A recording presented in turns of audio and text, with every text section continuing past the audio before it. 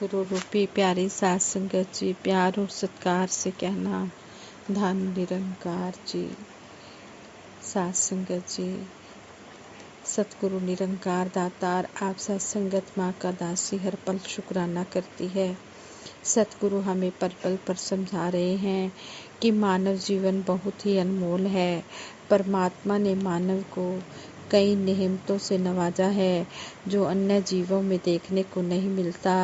श्री रामचरितमानस में भी लिखा है कि बड़े भाग मानुष तन पावा, सुर दुर्लभ सदग्रंथ ही गावा। यह मानुष तन देवी देवताओं को भी सुलभ नहीं है, अर्थात देवी देवता भी मानव तन पाने के लिए तरसते रहते हैं।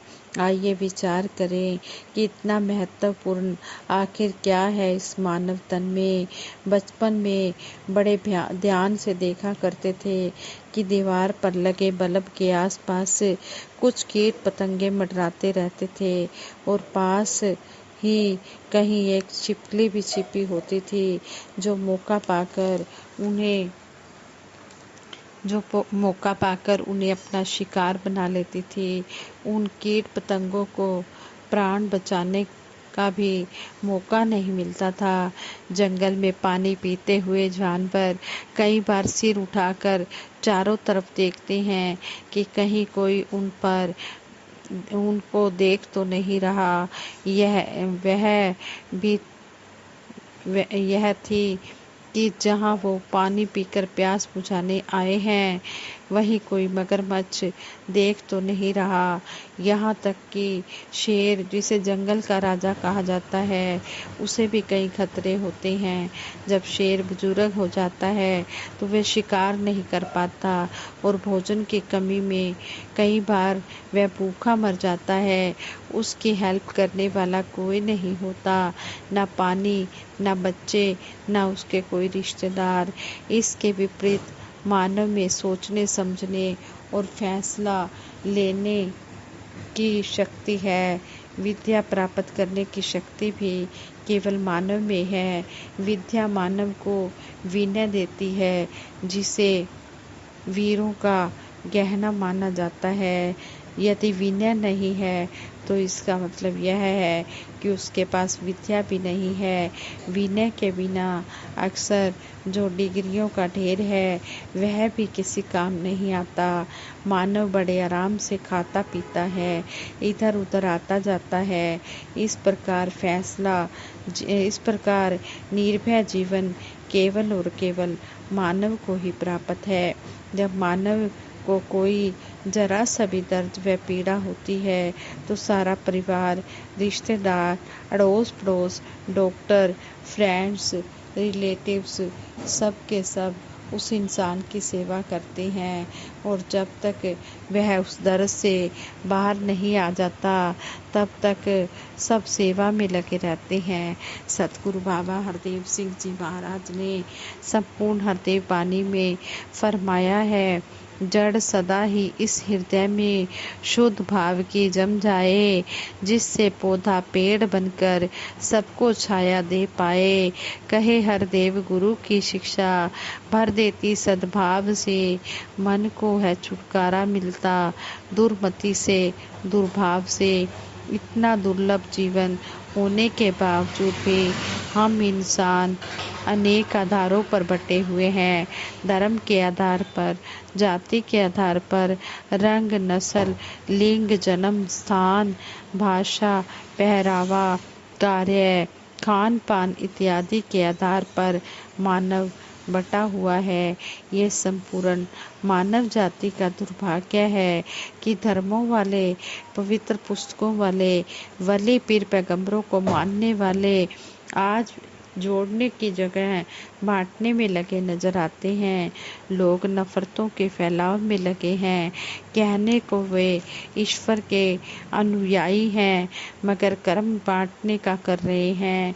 आज आत्मचिंतन करने का समय है कि यदि ये बंटने बांटने के आधार या कहीं विचार रूप में भी मेरी आंतरिक शांति या आनंद को भंग करते हैं तो दुर्लभ मानव जीवन अति तीव्र बुद्धि, अति सक्षम देह, धर्म, पवित्र पुस्तकें सब के सब व्यर्थ साबित हो रहे हैं। संपूर्ण हरदेव वाणी में सतगुरु बाबा हरदेव सिंह जी महाराज फरमाते हैं, राहों में मोती बिखरे हैं, कंकर मगर उठाता है, इंसान अपने इस जीवन का लाभ नहीं ले पाता है। ए मालिक तौफीक से दे, राह सही अपनाए ये, कहे हरदेव बहुत उठाया, अब न कष्ट उठाए ये। कहते हैं कि राहों में मोती बिखरे पड़े हैं, लेकिन इंसान फिर भी कंकर ही उठाता है, ये अपने इस अनमोल जीवन का लाभ नहीं ले पाता है। तो यहाँ पर सतगुरु सच्चे पातशाह समझा रहे हैं कि हे मालिक, इनको इतनी सोजी बख्श, इतना होश इनको दे कि ये सही रास्ता अपना सकें, क्योंकि ये विवेक बुद्धि जो है मानव को ही बख्शी गई है।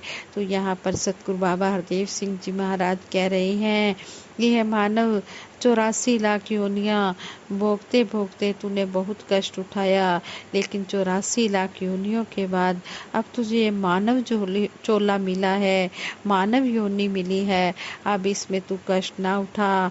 अब जिस काम के लिए तुझे मानव चोला मिला है तो उस काम को कर ले।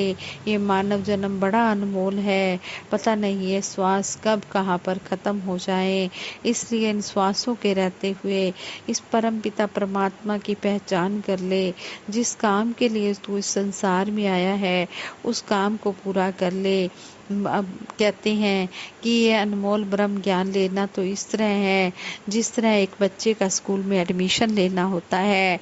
एडमिशन लेने के बाद फिर उसे स्कूल में पढ़ाई भी करनी होती है। केवल एडमिशन लेने से काम नहीं बनता, फिर उसे बुक्स भी लेनी होती है और समय समय पर टीचर के पूरे लेक्चर भी लगाने होते हैं। इसी तरह सतगुरु ने जब अनमोल ब्रह्म ज्ञान दिया, साथ ही साथ हमें ये 5 जो हमें वचन भी हमसे लिए, प्रॉमिस भी हमसे करवाए, हमने इन पर भी चलना है। और हमने सेवा, सिमरन, सत्संग जो 3 पिलर सतगुरु ने बताए हैं, इनको भी हमने समय समय पर करते चले जाना है। हमने इस तरह अपने भक्ति में बढ़ोतरी करनी है। जिस तरह हमें सतगुरु ने समझाया है इसी तरह हमने कर्म करते चले जाना है। जीवन में ऊंचाइयां प्राप्त करने के लिए जहाँ हमें कर्म करने की ज़रूरत होती है वहीं कृपा की भी ज़रूरत होती है। हमें सतगुरु के कहे अनुसार सत्संग में भी आना है, संतों महापुरुषों के वचन भी सुनने हैं। जब हम सत्संग में आते हैं तो जिस तरह बच्चा स्कूल में जाता है, टीचर का लेक्चर अटेंड करता है, इसी तरह हम भी संतों महापुरुषों के वचन सुनते हैं और फिर उनको अपने जीवन में अमली जामा देते हैं, तभी हमारा जीवन सफल होता है। तो इस तरह हमें सतगुरु कदम कदम पर अलर्ट कर रहे हैं और यही समझा रहे हैं कि मानुष का जन्म पाकर वीरता न गंवा देना, यह जन्म अमोलक है, यूं ही न गंवा देना। सतगुरु हमें बार बार चेतावनी दे रहे हैं और हमें समझा रहे हैं। सतगुरु सारे संसार के लिए आए हुए हैं। सतगुरु ने कोई जाति पाति नहीं बनाई है। ये जातियाँ पातियाँ, ये नफरतों की दीवारें इंसानों ने खड़ी की हैं। सतगुरु की नज़र में तो सभी बराबर हैं और सभी को एक जैसा अनमोल ब्रह्म ज्ञान दिया जा रहा है और सभी को एक जैसा लेक्चर पढ़ाया जा रहा है, एक जैसी टीचिंग दी जा रही है, एक जैसी शिक्षा दी जा रही है। अब ये जिस तरह कहते हैं कि एक क्लास में कई स्टूडेंट्स होते हैं, कई स्टूडेंट तो टीचर के लेक्चर को बड़े ध्यान से सुनते हैं और वो जब एग्ज़ाम होते हैं तो मेरिट भी ले लेते हैं और कई फेल भी हो जाते हैं। इसी तरह सबको शिक्षा सत्संग में एक जैसी दी जाती है। जो संतों महापुरुषों के वचनों को बड़े ध्यान से सुनते हैं, गौर से सुनते हैं और फिर उन पर अमल कमाते हैं, तो उनका जब रिजल्ट आता है, जब एग्ज़ाम होती हैं तो उनका रिजल्ट आता है तो वो कई महापुरुष जो मनन करते हैं, जो चिंतन करते हैं, श्रवण करते हैं, अमल करते हैं, उनकी मेरिट आ जाती है। और जो केवल सुनने सुनाने तक ही सीमित रह जाते हैं या एक कान से सुना दूसरे से निकाल दिया, तो कहते हैं कि वो फेल होने की श्रेणी में चले जाते हैं, वो फेल हो जाते हैं। इसलिए हमने सतगुरु की शिक्षा को अपनाकर हमने मेरिट लेनी है। इतने अच्छे हमने कर्म करने हैं कि कहते हैं कि सतगुरु भी खुश हो जाए। कहते हैं कि जिस गुरसिक ने गुरु के दिल में अपनी जगह बनाई है, कहे हरदेव गुरु भक्ति की कला उसी को आई है। कहते हैं कि जो सतगुरु की शिक्षा को अपने जीवन में पूरी तरह से अपना लेता है, ये सतगुरु सच्चा पातशाह उस पर मेहरबान हो जाता है और उसके जीवन में खुशियों के रंग भर देता है, उसके घर को स्वर्ग बना देता है, उसे किसी प्रकार की कोई भी कमी नहीं रहती। कर्म के साथ साथ सतगुरु की कृपा भी होती है। कहते हैं कि कर्म अपना स्थान रखता है तो कृपा का भी अपना महत्व है। जीवन का कोई भी पहलू हो, इन दोनों के बिना अधूरा है। जहाँ कर्म का प्रभाव इंसान की दिशा व दशा को इम्प्रेस करता है, वहीं कृपा का भी, बल्कि कई बार तो कर्म के बल पर इंसान कर्तापन का शिकार बन जाता है। उस समय कृपा ही उसे अपने लक्ष्य तक पहुंचाती है। यानी ना खाली कर्म काम आता है और ना केवल कृपा, दोनों साथ साथ होंगे तभी रिजल्ट सही होगा, पॉजिटिव होगा। हालांकि कर्म करने का अधिकार तो इंसान को है, पर रिजल्ट उसके हाथ में नहीं। एक शॉपकीपर का काम केवल शॉप खोलना है, पर शॉप पर कितने कस्टमर्स आएंगे या नहीं आएंगे ये उसके हाथ में नहीं है। शॉपकीपर को आमदनी कितनी होगी इस पर उसका कोई जोर नहीं होता।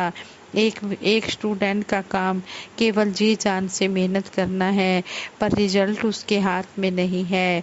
एक किसान का काम खेतों में दिन रात मेहनत करना है, पर पैदावार पर उसका कोई जोर नहीं है। भाव यह है कि कर्म के साथ साथ कृपा भी चाहिए। यानी मेहनत मेरी, रहमत तेरी, हरकत मेरी, बरकत तेरी, प्रयास मेरा, प्रसाद तेरा, कोशिश मेरी, बख्शिश तेरी। जीवन में मैं और तू का यह बैलेंस बहुत ज़रूरी है। यानी कर्म और कृपा दोनों ही होने चाहिए। हाथ मेरा, साथ तेरा, कर्म मेरा, कृपा तेरी। कर्म भी हो और कृपा दाता दोनों का ही साथ चाहिए।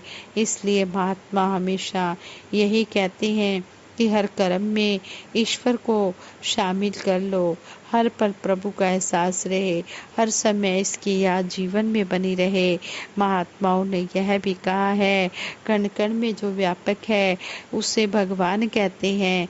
जीवन में गर उतर जाए इसे ब्रह्म ज्ञान कहते हैं। कण कण में जो व्यापक है इसे भगवान कहते हैं। जीवन में गर उतर जाए इसे ब्रह्म ज्ञान कहते हैं। आज सतगुरु माता जी अपने श्रीमुख से बार बार हमें यही निर्देश दे रहे हैं कि जो सतगुरु बाबा हरदेव सिंह जी महाराज कह गए, जो माता सविंदर जी, जो सतगुरु माता सविंदर जी महाराज कह गए, जो शहनशाह बाबा अवतार सिंह जी महाराज, बाबा बूटा सिंह जी महाराज, बाबा गुरबचन सिंह जी महाराज जो भी हमें शिक्षाएं देकर गए हैं, हमने उन वचनों पर अमल करना है। जो रास्ते हमें दिखा कर गए हैं उनका अनुसरण करना है। जो शिक्षा दीक्षा हमें दे गए हैं उसे अपने जीवन में अपनाएं। कहते हैं कि ब्रह्म ज्ञान जो पहले बाबा बूटा सिंह जी के समय था वही आज भी है। ब्रह्म ज्ञान में कोई भी वो नहीं है। गुरु ये पीर पैगंबर ये जो चोला जरूर बदलते हैं, लेकिन ब्रह्म ज्ञान वही है। सतगुरु देह का नाम नहीं है, सतगुरु होता ज्ञान है। सतगुरु को एक देह समझना गुण है, ज्ञान है। कहते हैं कि जो सतगुरु है ये ब्रह्म ज्ञान है। सतगुरु शरीर का नाम नहीं है। शरीर तो बदलते रहते हैं लेकिन सतगुरु कभी नहीं बदलता, ये हमेशा प्रकट होता है। बाबा जी अक्सर कहते थे, प्यार सजाता है गुलशन को और नफरत वीरान करे। प्यार के पुल बनाते जाएं, जीवन बगिया को महकाएं। और इस तरह हमें बार बार यही समझाया गया है, ना वैर की ना तकरार की, आज है ज़रूरत प्यार की। उन्होंने यह भी कहा, जो रूप निखारे दुनिया का, ज़रूरत है उन इंसानों की, पर इसकी शुरुआत हमें स्वयं से करनी होगी। पहले अपना रूप निखारना होगा, फिर घर परिवार का, समाज का, फिर जाकर कहीं देश दुनिया का रूप निखरेगा। पहले पहल खुद से करनी होगी, अपने अंदर झांकना होगा कि कहीं मेरे अंदर तो कोई खोट नहीं। अपने मन को टटोलते रहना होगा। फिर वो मैसेज बाबा जी का याद दिलाता है कि वैर भाव को मन से छोड़े, मानव को मानव से जोड़े। जब ऐसा होगा तब जाकर सतगुरु बाबा हरदेव सिंह जी महाराज का सपना साकार होगा। फिर हमें सतगुरु माता जी का पावन आशीर्वाद सहज ही मिल जाएगा। फिर हमारी सोच नेगेटिव नहीं रहेगी, फिर जीवन में पॉजिटिविटी ही रहेगी। बदलना होगा तो अपने आप को, अपनी सोच को, अपने नज़रिए को, आइए सोच को बदलें, सितारे बदल जाएंगे। नज़र को बदलें, नज़ारे बदल जाएंगे। किश्ती को बदलने की ज़रूरत नहीं, दिशा को बदलें, किनारे बदल जाएंगे। इस तरह हमें कर्म के साथ साथ कृपा भी सतगुरु की चाहिए। असंगत जी, दासी से विचार करते हुए बहुत सी गलतियां हुई होंगी, उन गलतियों के लिए आप जी क्षमा कर देना, आगे के लिए सुमत बख्शना। दासी सबके भले की कामना करते हुए सिमरन करवाएगी। सभी ने मिलकर सिमरन में साथ देना है। तू ही निरंकार, मैं तेरी शरण हाँ, मैनू बख्श लो। तू ही निरंकार, मैं तेरी शरण हाँ, मैनू बख्श लो। तू ही निरंकार, मैं तेरी शरण हाँ, मैनू बख्श लो। तू ही निरंकार, मैं तेरी शरण हाँ, मैनू बख्श लो। बोलिए सतगुरु माता सुदीक्षा सविंदर हरदेव जी महाराज की जय। निरंकारी राजमाता गुरुवचन अवतार की जय। साथ संगत जी प्रेम से कहना, धन निरंकार जी।